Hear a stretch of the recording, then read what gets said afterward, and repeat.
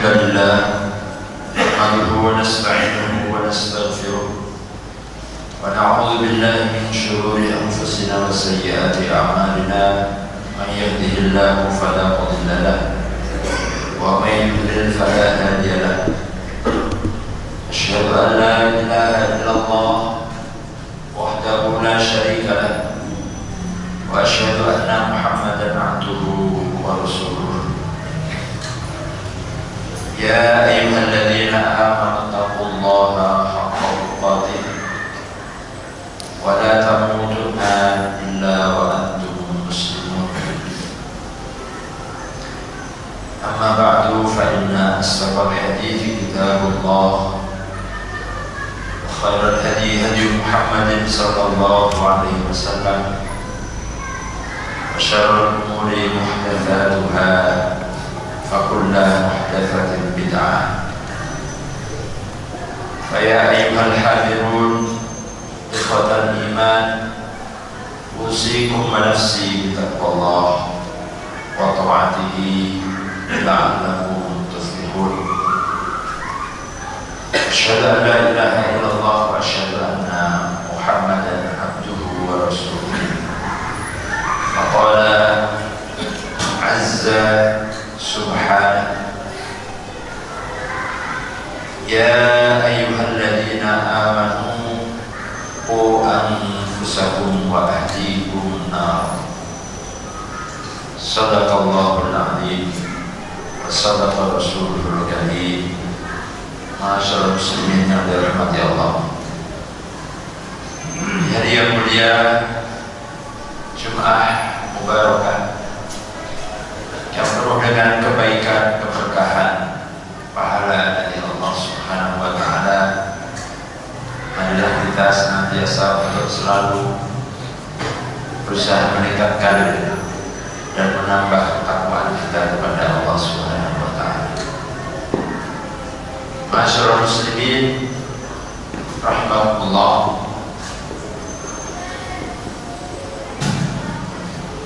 Baru saja dunia Islam khususnya yang ada di Timur Tengah sejenak mereda. Pesingan peluru senjata mulai tidak terdengar, khususnya di wilayah Syam atau Palestina. Genjatan senjata antara kedua belah pihak yang ditandatangani pada 19 Januari mengawali kesepakatan untuk menghentikan peperangan. Perang yang membedakan, yang akan membelah manusia menjadi dua golongan. Bukan seperti apa yang difirmankan oleh Allah dalam Al-Quran sebutkan Yaumal Furqan, Yaumal Taqal Jam'an, hari yang Furqan, yang membedakan dua golongan. Yaumal Taqal Jam'an, ketika dua pasukan, dua golongan mereka saling bertemu. Ya, tentu kita semua tahu bahwa Tufanul Aqsa, perang ini adalah antara kaum muslimin dan kaum kafirin, dan yang sudah pasti tentu kita berada di pihak kaum muslimin, kaum mukminin. Hadirin rahimakumullah, setelah berhentinya genjatan senjata ini, tentu ini bukanlah akhir, ini bukanlah cita-cita yang utama dari perjuangan. bangsa Palestina atau kaum Muslim. Dan kenapa konflik yang sudah berlangsung sekian puluh tahun, bahkan hampir sekitar menuju satu abad, tidak berhenti. Perebutan tanah yang tidak terlalu luas, masih banyak tanah-tanah yang lain yang lebih luas. Namun kenapa orang-orang kafir itu,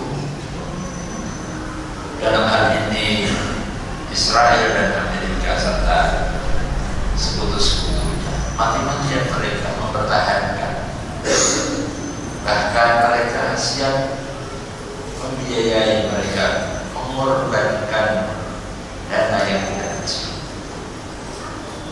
Tentu ada tidak sekedar aspek politik, tapi lebih daripada itu, di belakangnya adalah aspek ideologis.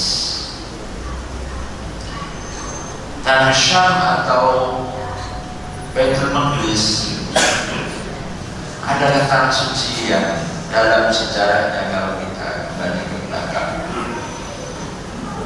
ada sejarah panjang para nabi-nabi, para rasul-rasul, dan bahkan Rasul junjungan kita Rasulullah Muhammad SAW juga sama. Beliau salah satu di antara visi, di antara misi beliau adalah bagaimana membebaskan Baitul Maqdis. Dan itu baru terwujud setelah Rasulullah mati. Itu baru terwujud setelah Islam dipegang kepemimpinannya oleh Khalifah Umar bin Khattab radhiyallahu anhu. Baitul Maqdis, tanah Palestina yang dalam sejarahnya adalah sebagai tempat suci para utusan-utusan Allah, baru kemudian diserahkan kepada kaum Muslim. Dan begitu sejarah terus berulang kali terjadi perebutan, terjadi, dan sampai hari ini. Nah, maka sesungguhnya apa yang dilakukan oleh kaum muslimin di Palestina, bagi khusus Gaza, sesungguhnya mereka hanya melanjutkan apa yang pernah dilakukan oleh para pendahulunya, melanjutkan apa yang dilakukan oleh Rasulullah SAW dan para sahabat. Nah, maka mereka tidak akan musuh-musuh, tidak akan juga berhenti mereka. Wala yazaluna yuqatilunakum hatta yaruddukum an dinikum in istata'u. Nah, rahimahullah, berbagai upaya, berbagai cara dilakukan dalam rangka mereka menguasai kaum muslimin, menguasai wilayah-wilayah teritorial atau negeri-negeri Islam, negeri-negeri kaum muslim.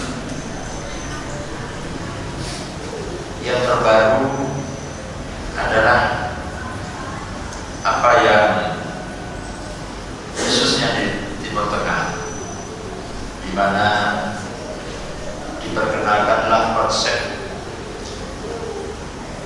perjanjian Ibrahim, atau orang Barat menyebut Abrahamic Accord, sebuah perjanjian yang dilatar belakangi atas kesamaan seorang tokoh yang diterima oleh tiga agama besar,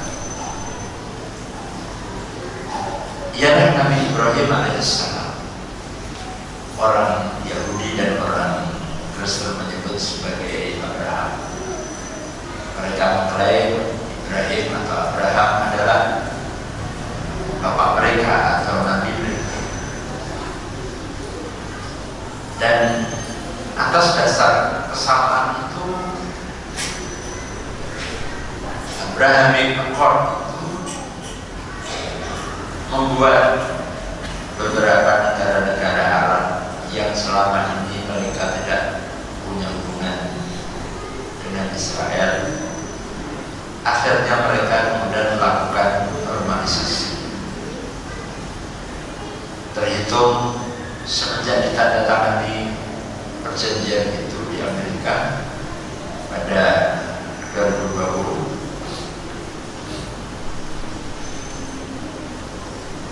ada di Emirat Arab, Bahrain, Sudan, Maroko. Kemudian mereka melakukan normalisasi dan membuka kembali hubungan diplomatik dengan negeri Zionis Israel. Tentu negeri-negeri, negara-negara yang mau menandatangani fakta itu, mereka bukan tangan kosong, akan mendapatkan sesuatu yang dijanjikan, di mana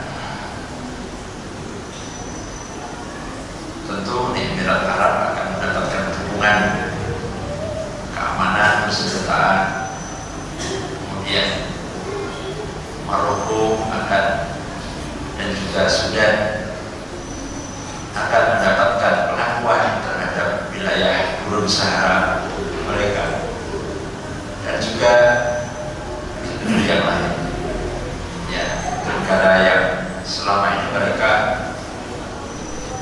tidak memiliki hubungan dengan Israel. Nah, maka tidak heran ketika konsep ini yang seakan-akan tujuannya adalah untuk membangun perdamaian, yang tujuannya adalah untuk membangun komunikasi antar tiga agama besar, jembatan untuk menyatukan, ya, tiga agama besar yang menjadi penganut yang banyak. Tetapi ternyata di situ ada upaya Zionis yang tersebut. Dan hadirin rahimahullah, perang Al-Aqsa, Tufan Al-Aqsa 7 Oktober memporak-porandakan rencana jangka panjang dari Abrahamic Accord. Hampir-hampir saja Arab Saudi tinggal beberapa langkah lagi akan menandatangani. Arab Saudi sebagai negara yang mayoritas hampir boleh dikatakan 100% Islam, tempat pusat kiblatnya umat Islam, hampir-hampir saja menandatangani. Dan kita bisa membayangkan kalau Arab Saudi sudah normalisasi dengan Israel, bagaimana dengan negara-negara yang lain, ya, pastilah akan ditekan untuk mau, termasuk diantaranya adalah Indonesia dan Malaysia, negeri yang paling banyak Muslim. Tapi qadarullah wa makarullah wallahu khairul makirin. Mereka berusaha untuk membuat rencana-rencana jahat, tetapi Allah Subhanahu wa Ta'ala membalas maka mereka itu. Letuslah Tufan Al-Aqsa 7 Oktober dan kemudian membuat berantakan segala skenario. Arab Saudi yang pada awalnya sudah hampir-hampir akan menandatangani perjanjian itu melalui Perdana Menterinya Muhammad bin Salman, kemudian tiba-tiba berubah statementnya bahwa tidak ada namanya normalisasi, tidak ada tatbik sampai Palestina merdeka sebagai sebuah negara. Ini adalah sesuatu hal yang di luar rencana mereka. Mereka bagi orang Yahudi dan Israel haram hukumnya Palestina menjadi merdeka. Yang mereka inginkan adalah bagaimana orang Palestina keluar dari tanah Palestina dan sepenuhnya kemudian mereka akan menguasai tanah Palestina. Tanah Palestina menguasai Israel hampir sekitar 70%, ya 30% lagi, termasuk diantaranya ada tinggal Gaza dan lebih banyak. Nah, rahimahullah. Maka dan apa yang terjadi setelah negara-negara itu melakukan menandatangani perjanjian ini? Di Uni Emirat Arab dulu tidak pernah ada kecuali masjid, kecuali tempat ibadahnya Islam. Setelah perjanjian ini ditandatangani, maka muncullah tempat-tempat ibadah yang dibangun dengan begitu megahnya, kuil terbesar, patung Buddha terbesar, dan berbagai macam, karena itu konsekuensi dari perjanjian tadi. Nanti rahimahullah sepintas seakan-akan bahwa benar Ibrahim adalah Nabi Rasul milik semua agama. Tapi ingat, kita sebagai umat Islam